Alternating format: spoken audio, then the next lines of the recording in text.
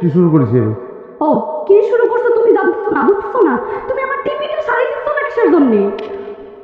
উরে ভাই, এই বিষয় নিয়ে সামনে তোর সঙ্গে আমি কথা করতে যাচ্ছি রে। আমার একটা প্রতিষ্ঠান আছে, আমার সেই প্রতিষ্ঠানে পরে আসবি, তার কথা হবে। প্রতিষ্ঠান? দোকান আবার প্রতিষ্ঠান হইলো কিরকম করে? দোকানে গেলে এক কথা কও, কথার মধ্যে দেখা হইলে আরেক কথা কও। তোমার এত কথা কিন্তু আমার কাছে ভালো ঠেকতেছি না। দেখ সামনে, তুই হচ্ছিস যেমন আমার কাস্টমার, আর কোনো সম্পর্ক নেই। কাস্টমার তুই একটা টিপি সাথে দিচ্ছিস আমারে, তো সেটা সাইডে আমি ডেলিভারি দেবো।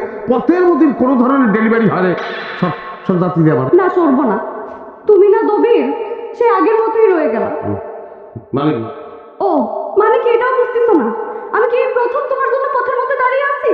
আল্লাহ রে, কি শুরু করেছিস তুই? দেখ তুই তো বিয়ে হয়েছে, তোর একটা সংসার আছে, সংসারটা মনোযোগ দিয়ে কর দিন। আমি তো বিয়েটা করতেই চাই। আরে কি করতেছিস তুই? কেউ দেখি ফেলালে তো বাণিজ্য থাকবে না রে। কেউ দেখি ফেলে দেখি খালি তোমারই বাণিজ্য যাবে, আমার বাণিজ্য যাবে না? শোনো না, বাড়িতে নাও নাই, চলো না একটু বাড়িতে যেয়ে গল্প করি। ওরে একটু পাগল হয়েছিস? বাড়িতে আমি গল্প করবো?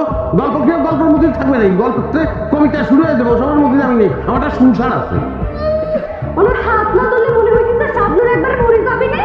এই শোনো, আমার টিভি আজকের মধ্যে ঠিক করে দিবা, নয়তো কিন্তু তোমার খবর আছে, এটাই আমি কই দিতেছি। ওরে ভাই, দোকানের পর দুলহাস আছে, তুই যা দোকানে চলে যা, দোকানে যে টিপি নিয়ে অন্য মেকারের কাছে চলে যা, সে ঠিক করবে না, আমি পারবো না। এত সহজে আমি তোমাকে ছাড়বো না, আমার টিভি তোমারই ঠিক করতে হবে।